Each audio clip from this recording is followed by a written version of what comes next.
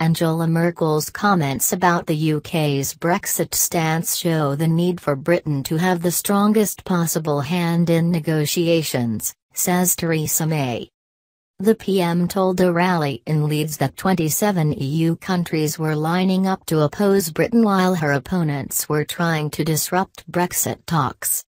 Germany's Chancellor said some Britons had illusions trade talks could take place alongside Brexit negotiations.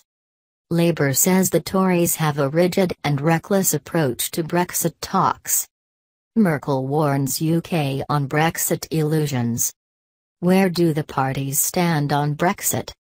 Labour's Day One pledge on EU nationals. The UK is due to leave the EU by March 2019. Once formal negotiations have been completed.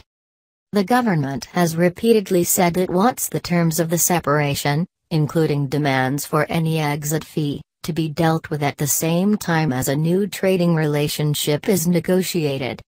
But EU leaders have resisted this, and on Thursday Mrs. Merkel told German MPs it would be a waste of time to maintain illusions that the two sets of negotiations could be held simultaneously. She also said the UK could not maintain the rights it has as an EU member.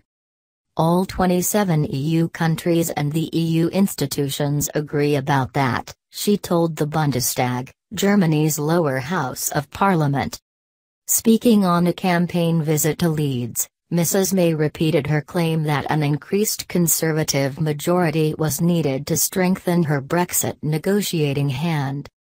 We've seen from Chancellor Merkel today, we've heard her comments today.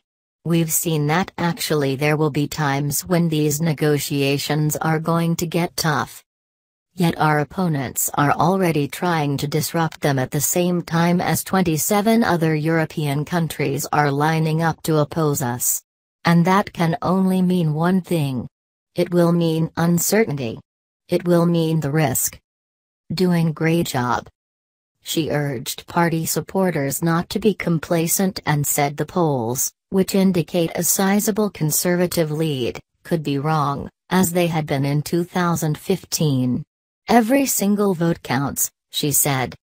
She urged Labour supporters to vote in the national interest to strengthen my hand when I negotiate with the prime ministers, presidents and chancellors of Europe in the months ahead. Mrs. May also backed Boris Johnson, saying he was doing a great job as Foreign Secretary. Pressed on his comments earlier that the UK could join the US in another military strike on Syria, possibly without a vote in Parliament, she said that was a hypothetical issue as there were no plans for another strike. The Prime Minister said, "What Boris has been doing and has been doing very well, is working diplomatically with the international community, with the G7 and with others as well. Because I think now is the time for us to try and find an opportunity to see a way through to a political transition away from Syrian President Assad." The Conservatives are hoping to take seats from Labour on 8 June in areas which voted to leave the EU, including the Midlands, the northeast and northwest of England and across Wales.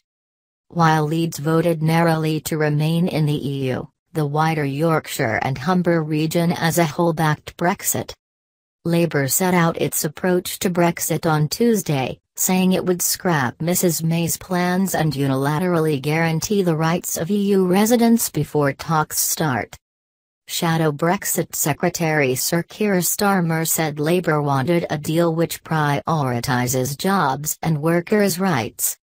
The party's National Elections Chairman Andrew Gwynn said, "Theresa May is going to extraordinary lengths to blinker the British public and make this election about anything other than her record in government. The people of Leeds won't be fooled, the only party of working people is the Labour Party.